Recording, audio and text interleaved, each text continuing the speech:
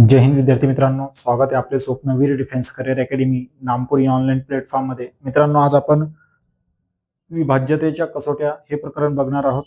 ठीक आहे, तर आज कोणतं प्रकरण बघायचं आपल्याला? विभाज्यतेच्या कसोट्या. ठीक आहे, जर मित्रांनो तुम्हाला कसोटी जमली नाही तर मग गणितात कसोटी होऊ शकते, बरोबर की नाही? म्हणून कसोट्या माहीत असणं गरजेचे. बरं, कसोटीचा फायदा काय असतो? ठीक आहे, कसोट्या का शिकून घ्यायच्या आहेत? तर आधी त्याबद्दल आपल्याला माहिती पाहिजे. कसोट्यांनी काय असतं मित्रांनो, की भागाकार सोपा होतो. भागाकार सोपा होतो म्हणजेच काय, की एखादी मोठी संख्या दिलेली आहे आणि त्या मोठ्या संख्येला जेव्हा तुम्हाला भाग द्यायचा असतो आणि जर तुम्हाला कसोटी माहित नाही राहिली, तुम्ही अंदाजे कुठल्या तरी संख्येने भाग देत बसणार, बरोबर की नाही? किंवा ज्या संख्येने भाग द्यायला लावेल त्या संख्येने जरी भाग देत बसतायत, पण तुम्हाला वेळ जास्त लागणार आहे, बरोबर की नाही? मग कसोटीने काय होतं, की शेवटचे अंक बघून वगैरे तुम्हाला ना ती शेवटचे 2 अंक, 3 अंक किंवा 1 अंक बघून किंवा संख्येकडे बघून तुमच्या लक्षात येऊन जातं, की या संख्येने भाग जातोय की नाही. मग त्याच्याने तुमचा परीक्षेचा जो वेळ असतो तो वाचतो. ठीक आहे, त्यामुळे कसोट्या आपल्याला माहित पाहिजे. तर एक 2 पासून ते 11 पर्यंतच्या कसोट्या आहेत, जे की आपल्याला माहित पाहिजेत. ते कसोट्या आपण बघून घेऊया. ठीक आहे, तर सर्वात पहिली कसोटी कोणती मित्रांनो? 2 ची. ठीक आहे, 2 ची कसोटी. 2 ची कसोटी. 2 ची कसोटी कोणाला म्हणायची? तर बघा, मी तुम्हाला इथे पुन्हा तेच सांगतो, की पुस्तकीय भाषा सांगणार नाहीये मी. तुम्हाला समजेल अशा सोप्या भाषेत सांगेल. मग तुम्ही काय करायचं, कसोटीची व्याख्या काही विचारली जात नाही, म्हणून काय करशाल, की कसोट्या मी ज्या पद्धतीने तुम्हाला समजून देतोय वहीवर, त्याच पद्धतीने तुम्ही त्याची डेफिनेशन व्याख्या बनवून घ्या. ठीक आहे, तर बघा, 2 ची कसोटी कोणाला म्हणायची, की संख्येच्या एकक स्थानी संख्येच्या एकक स्थानी एकक स्थानी 0, 2, 4, 6 आणि 8 यापैकी कुठलं जरी एक अंक असेल तर त्या संख्येला 2 ने पूर्ण भाग जात असतो. लक्षात येत आहे? एखाद्या संख्येच्या एकक स्थानी 2, 0, 4, 6, 8 यापैकी कुठला तरी एक अंक असेल तर त्या संख्येला 2 ने पूर्ण भाग जात असतो. ठीक आहे, तर बघा, 2 ने उदाहरणार्थ मी तुम्हाला एक उदाहरण समजून देतो. ठीक आहे, तर उदाहरण काय मित्रांनो, इथे जर आपण एक संख्या घेतली 48, 52, 56. ठीक आहे, तर ही संख्या जर तुम्हाला परीक्षेत अशी विचारली गेली, की खालीलपैकी कोणती संख्या कोणत्या संख्येला 2 ने पूर्ण भाग जाणार? ठीक आहे, असा बेसिक मध्ये जर प्रश्न विचारला गेला तर आपल्याला एकक स्थानचा अंक बघून लगेच लक्षात येतं, की या संख्येला 2 ने भाग जाणार आहे. तरी आपण भाग घेऊन बघूया. ठीक आहे, तर बघा, बे दुने 4, बेचोक 8, बे दुने 4, एक उरला इथे ठेवला आपण, संख्या तयार होते 12, बरोबर आहे? मग बेसक 12, पुन्हा बे दुने 4, एक उरला इकडे ठेवला तर संख्या तयार होते 16, बे आठी 16, बाकी किती उरली? 0. म्हणजेच काय, की आपल्याला एकक स्थानचा अंक बघून 2 ची कसोटी लागेल त्या संख्येला हे लक्षात येऊन जातं. ठीक आहे, त्यानंतर पुढची कसोटी बघू आपण, 3 ची कसोटी.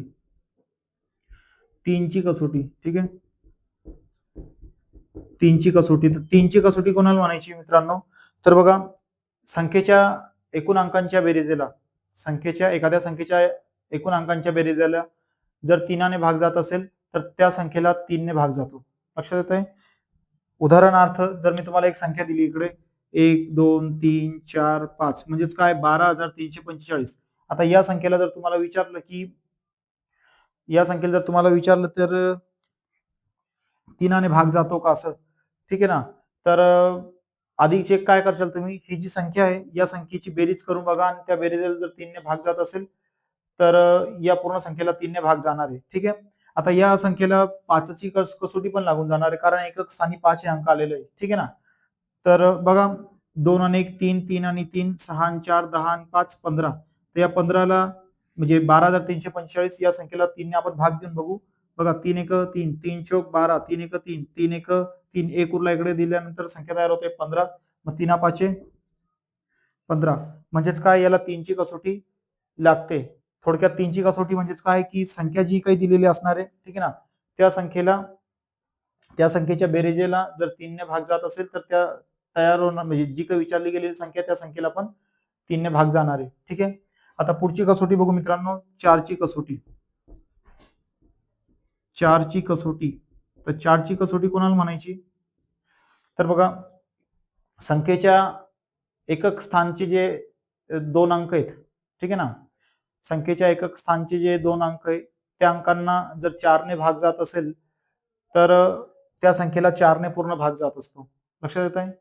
किंवा संख्येच्या एकक स्थानी जर आपल्याला 2 शून्य दिसत असतील तर त्या संख्येला देखील 4 ने पूर्ण भाग जाणार आहे. उदाहरणार्थ जर मी एक संख्या दिली तुम्हाला इकडे 83 36. आता जर या संख्येत ही संख्या आहे, या संख्येला जर मी विचारलं तुम्हाला की 4 ने भाग जातो का, तर बघू एकक स्थान म्हणजे संख्येच्या एकक आणि दशक स्थान मिळून जी संख्या तयार होते, जर त्या संख्येला 4 ने पूर्ण भाग जात असेल तर मित्रांनो या संख्येला देखील 4ची कसोटी लागून जाणार आहे. तर बघा 4 ने भाग बघू 4 एक 4, 4 दुने 8, 3 लहान आहे पण शेजारी एक घर आहे, बरोबर की नाही, मग दोघं संख्या म्हणून 33 तयार होते. तर 4 आठे 32, बाकी उरली 1, बरोबर आहे. मग संख्या कोणती तयार झाली? 16. मग 16 झाली तर 4 एक 4, 4 चौक 16, बाकी किती उरते? 0. म्हणजेच बघा या संख्येला पण 4ने भाग गेलेला आहे. तर 4ची कसोटी कशी लक्षात ठेवशाल की एकक आणि दशक स्थान मिळून जी संख्या तयार होते त्या संख्येला जर 4ने भाग जात असेल तर पूर्ण संख्येला 4ने भाग जाणार आहे, किंवा जर संख्येच्या एकक स्थानी 2 शून्य असतील तरी त्या संख्येला 4ने भाग जाणार आहे. लक्षात येत आहे? आता शून्यवाली संख्याचं पण एक उदाहरण बघू बरं. तर लक्ष द्या, शून्य असलेल्या संख्येचं एक उदाहरण जसं की 400 इथे, बरोबर. तर या 400च्या एकक आणि दशक स्थानी शून्य आलेले आहेत, बरोबर. तर मग या शून्य असलेल्या संख्येला 4ने भाग जातो का? तर बघा 4 एक 4, 4 धाव 40, बरोबर आहे. आणि हा शून्य वरती तसाच. लक्षात आहे? म्हणजे बाकी किती उरली? 0. लक्षात आलंय का? आता 5ची कसोटी बघू आपण. तर 5ची कसोटी कोणाला म्हणणार? 5ची कसोटी, 5ची कसोटी संख्येच्या एकक स्थानी 0 किंवा 5 हे अंक असेल तर त्या संख्येला 5ने पूर्ण भाग जातो. लक्षात येत आहे? संख्येच्या एकक स्थानी 0 किंवा 5 ही संख्या जर असेल तर त्या संख्येला 5ने भाग जातो. उदाहरणार्थ जसं मी एक इथे संख्या लिहून देतो तुम्हाला 58 60 70, ठीक आहे ना. आता 58 60 70 ही जी संख्या आहे, ठीक आहे, या संख्येला 5ने पूर्ण भाग जातो का? तर बघू बरं आपण, ठीक आहे. तर बघा 5 एक 5, 5 एक 5, नंतर 8 आहे तर 8ला पुन्हा 5ने भाग द्या, 5 एक 5, बाकी उरली 3, मग संख्या तयार होते 36, बरोबर आहे. 5 सक 30, 5 5 5 7 35, बाकी उरली 1, 5 दुने 10, बरोबर आहे. पुन्हा इकडे 5 दुने 10, नंतर इथे 7 आहे, या 7ला 5ने भाग द्या, 5 एक 5, बाकी उरते 2, मग संख्या तयार होणार 20, 5 चौक 20, बाकी किती उरली? 0. म्हणजे 5ची कसोटी कशी ओळखायची मित्रांनो? तर जर संख्येच्या एकक स्थानी 0 किंवा 5 हे अंक असेल तर त्या संख्येला 5ने भाग जात असतो, ठीक आहे. आता यानंतर 6ची कसोटी बघू आपण. 6ची कसोटी कोणाला म्हणायचं, ठीक आहे, किंवा 6ची कसोटी कोणत्या संख्येला लागते?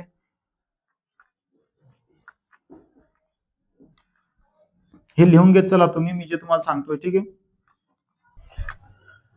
तर चला आता पुढे 6ची कसोटी बघू आपण, ठीक आहे. 6ची कसोटी, तर मित्रांनो 6ची कसोटी कोणाला म्हणायची किंवा 6ची कसोटी कशी लागू होते, कशी लागते ती बघू.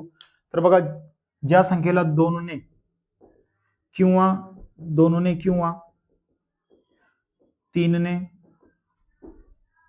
3ने पूर्ण भाग जातो अशा संख्येला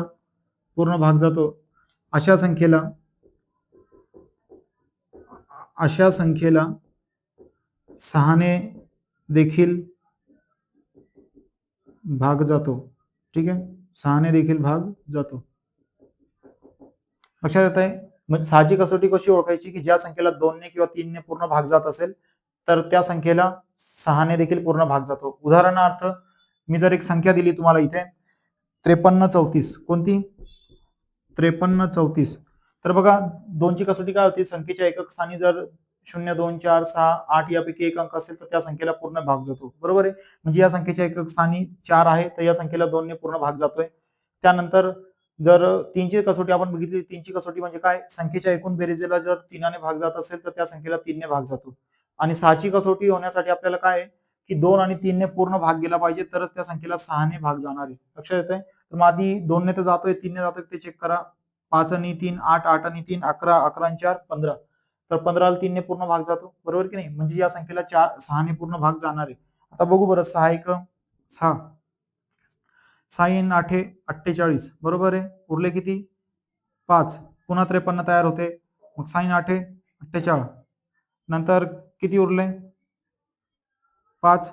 मग 6 9 54, बरोबर आहे. 6 9 54. बाकी किती उरली? 0. तर 53 34 ही संख्या होती. या संख्येला 6ने पूर्ण भाग जातोय. ठीक आहे. आता 7ची कसोटी नसते मित्रांनो, ठीक आहे ना, त्याची गरज नाही पडत. त्यानंतर आपल्याला बघायची 8ची कसोटी. ठीक आहे. कोणती बघायची? 8ची. 8ची कसोटी. तर 8ची कसोटी कोणाला म्हणणार मित्रांनो?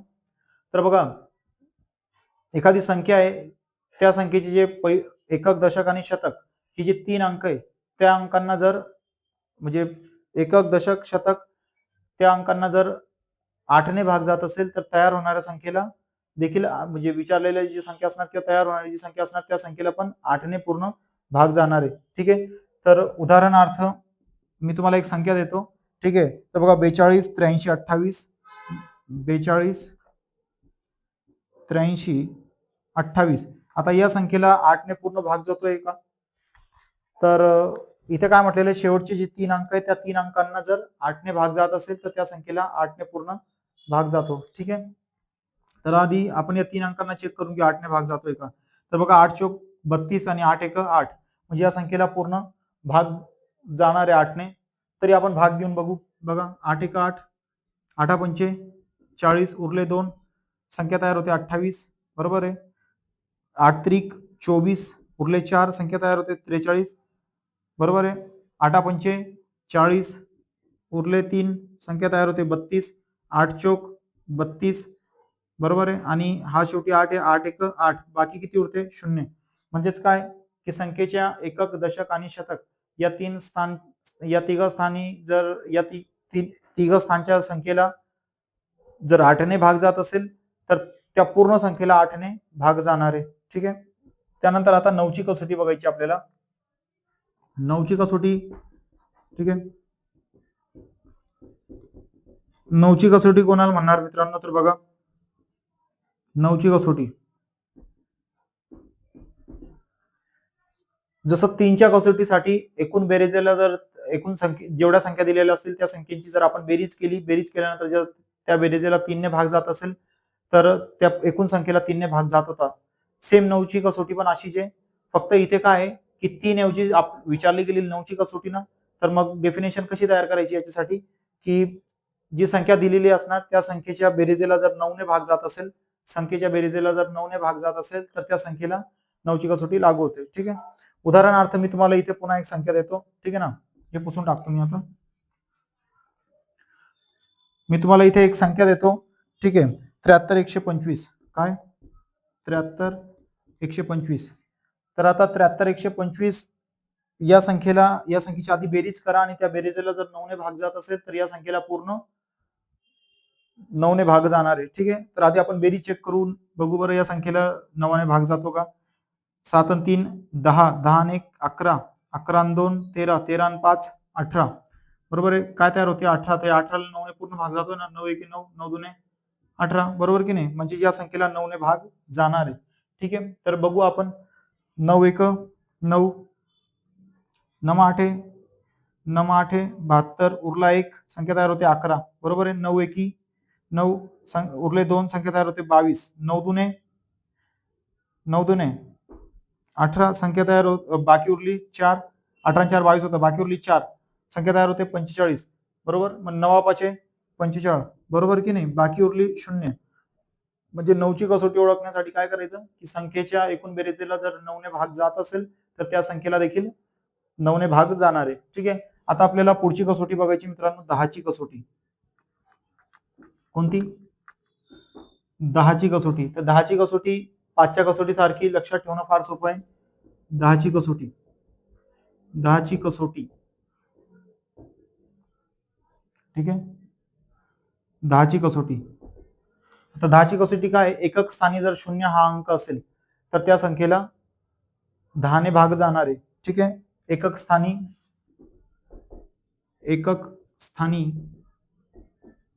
0 अंक असेल, एकक स्थानी 0, ठीक आहे ना, एकक स्थानी 0 हा अंक असेल,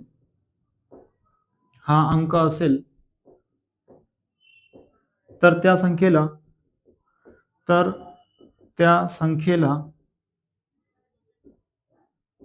10 ने पूर्ण भाग जातो, 10 ने पूर्ण भाग जातो. उदाहरणार्थ आता एक संख्या घेऊ बरं आपण, ठीक आहे, 250, ठीक आहे, एकक स्थानी 0 असला पाहिजे, बरोबर की नाही. 250 ही संख्या घेतली तर याला 10 ने पूर्ण भाग जाईल का, एकक स्थानी 0 म्हणून पूर्ण भाग जाणार आहे, बरोबर की नाही. म्हणजे कसं, 10 एक 10, 10 दुने 20, उरले किती, 5, संख्या तयार होणार 50, बरोबर की नाही. मग 10 पाचे 50, बाकी किती उरली, 0. म्हणजेच काय, ज्या संख्येच्या एकक स्थानी 0 हा अंक असेल त्या संख्येला 10 ने पूर्ण भाग जातो, ठीक आहे.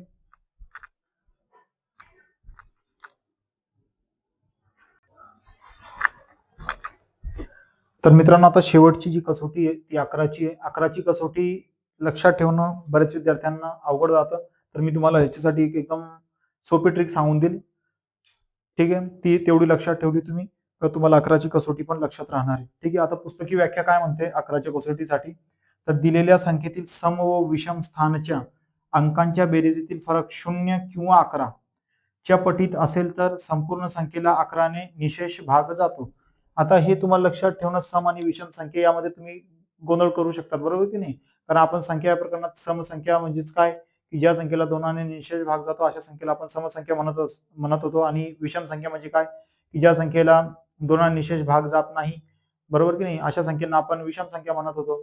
किंवा मग समसंख्येसाठी आपण एकक स्थानी 0, 2, 4, 6, 8 यापैकी एखादा अंक असेल तर त्या संख्येला 2 ने पूर्ण भाग जातो, म्हणजे ती संख्या सम असते. आणि ज्या संख्येच्या एकक स्थानी 1, 3, 5, 7, 9 यातील कुठला तरी एक अंक असेल तर ती संख्या विषम असते, बरोबर की नाही, असं आपण बघितलेलं होतं. तर या ठिकाणी आपण सम आणि विषम मध्ये गोंधळून जाऊ, बरोबर की नाही.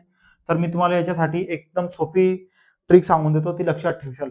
म्हणजे आता उदाहरणार्थ या ठिकाणी ही संख्या दिलेली आहे 53, 82, 49, 14, बरोबर की नाही, ही संख्या दिलेली. आता या संख्येमध्ये सम आणि विषम शोधत बसलो आपण तर आपला गोंधळ होणार. म्हणून काय लक्षात ठेवा, की एक आड एक, काय एकदम सोपं सांगतो मी, एक आड एक एवढं लक्षात ठेवा. एक आड एक जी संख्या असेल ना, एक आड एक संख्यांची, एक आड एक संख्यांची बेरीज, एक आड एक संख्यांची बेरीज, त्या बेरीजीतील फरक, एक आड एक संख्यांची बेरीज त्यातील फरक 0, ठीक आहे ना, त्यातील फरक 0 किंवा त्या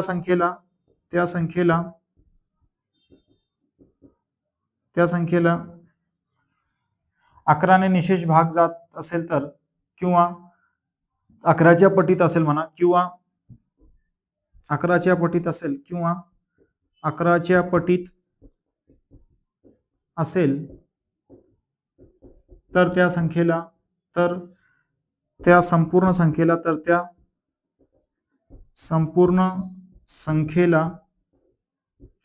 11 ने भाग जातो, 11 ने भाग जातो.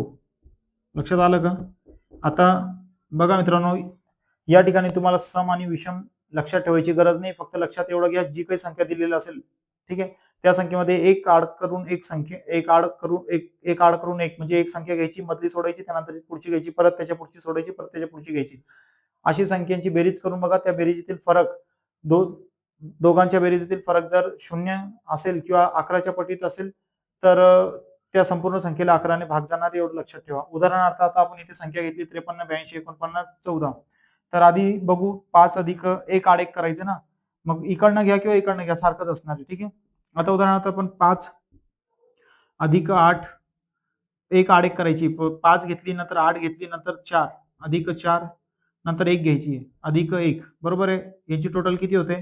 5 आणि 8 13, 13 आणि 4 17 अधिक 1 18, बरोबर आहे. आता राहिलेल्या कोणत्या संख्या आहेत? तर इकडे बघा, ही 3 बाकी आहे, ही 2 बाकी आहे, ही 9 बाकी आहे आणि ही 4 बाकी आहे. तर ही आपण बघा, आता या 3च्या पुढे 8 आहे, मग ती 8 आपण सोडून दिली ना, म्हणजे एक आड एक घेतोय. मग 3 अधिक 2 अधिक 9 अधिक 4, बरोबर आहे.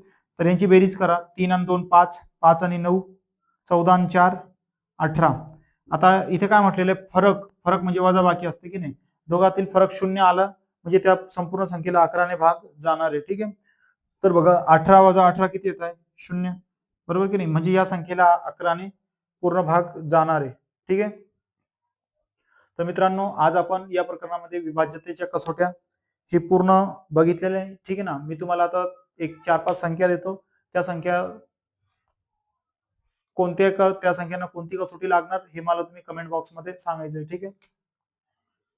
तुम्हाला इथे देऊन देतो मी संख्या बघा. 1 आहे 54 80 62 3. दुसरी संख्या देतोय 786 786. तिसरी संख्या देतोय 42 50. चौथी संख्या देतोय 5000 आणि पाचवी संख्या देतोय तुम्हाला मी 78 90 100 आणि 36. ठीक आहे. तर मित्रांनो, या 5 संख्या तुम्हाला, या 5 संख्यांचं उत्तर तुम्हाला कमेंटमध्ये सांगायचे की या संख्यांना कोणत्या संख्येची कसोटी लागणार आहे. ठीक आहे. आणि मित्रांनो, जर तुम्हाला लेक्चर आवडलं असेल आणि जर तुम्ही YouTube चॅनलला नवीन असणार तर आपल्या चॅनलला सबस्क्राईब करून घ्या आणि भरती करणारे जे कोणी मित्र असतील त्या मित्रांना देखील आपल्या चॅनलची लिंक शेअर करा. थांबूया इथेच. जय हिंद, जय महाराष्ट्र.